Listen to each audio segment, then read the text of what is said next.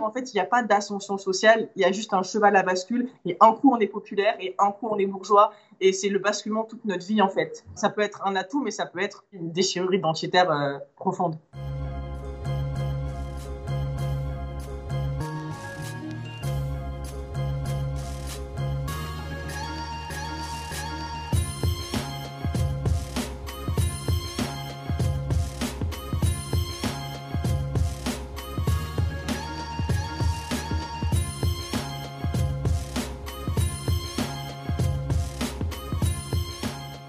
J'ai cru qu'il fallait choisir entre soit être issu d'un milieu populaire, soit être intégré à un milieu dit intellectuel, bourgeois, etc.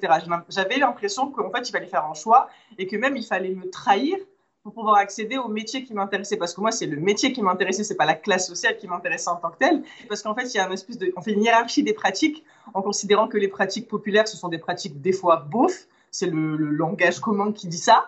Et moi, maintenant, je suis dans la logique inverse de me dire, ben, en fait, il n'y a rien de beauf. C'est une question de goût, c'est une question de choses qui nous font du bien, tout simplement. Donc, on ne devrait pas choisir voilà, entre la culture populaire dans laquelle, moi, en l'occurrence, j'ai grandi et la culture bourgeoise. On peut prendre les pratiques des deux. Et moi, c'est vraiment le conseil maintenant que je donne en général, parce que justement, on a d'autres codes, on a d'autres façons de penser, d'autres façons de voir le monde. Et c'est ça, pour moi, qui est intéressant, en fait.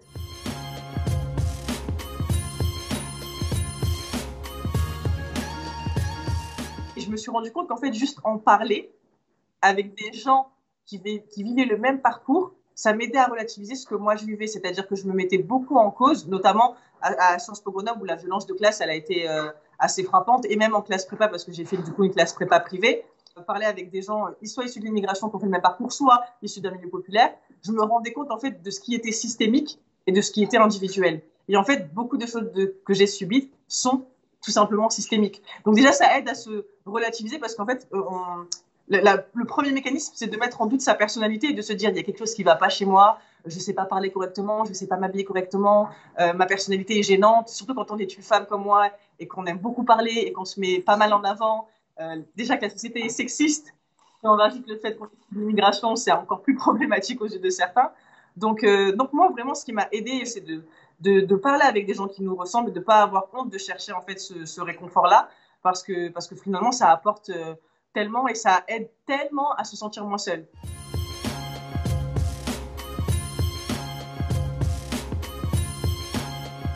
Les inspirations, je ne les ai pas tellement trouvées à la télévision ou dans le milieu politique ou dans le milieu télévisuel parce que, surtout dans le journalisme, ça restait quand même s'il y avait des personnes issues de l'immigration, c'était essentiellement des bourgeois. Donc, je ne pouvais pas me reconnaître en termes de classe sociale et j'avais un besoin d'identification là-dessus. Et en plus, il y a ce vrai débat qu'on se pose en France sur la représentativité et on ne le dira jamais assez. Il n'y a pas assez de Noirs et d'Arabes à la télé en France, on n'a pas assez dans le journalisme, il n'y en a pas assez dans le cinéma.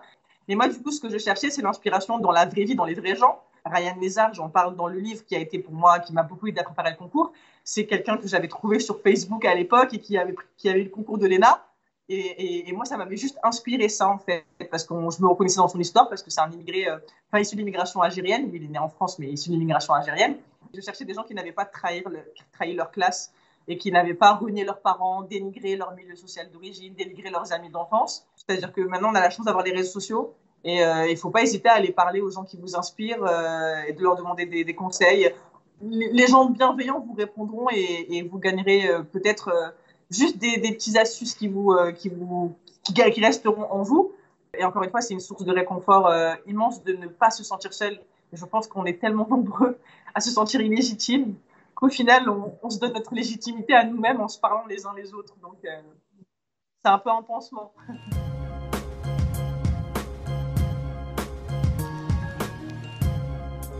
Avant, j'avais honte d'être illégitime et je courais après la légitimité. C'est-à-dire, qu'est-ce qu'il faut que je fasse pour être journaliste? Donc, on m'a dit, il faut que tu fasses Sciences Po Paris. J'ai fait Sciences Po Paris.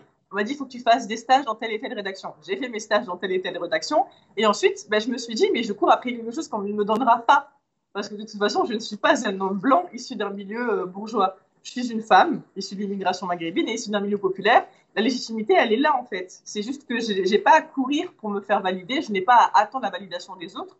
Je dois me donner ma propre validation et voilà, et ne pas essayer de correspondre au maximum à ce que la société elle attend de nous, surtout en tant que femme déjà.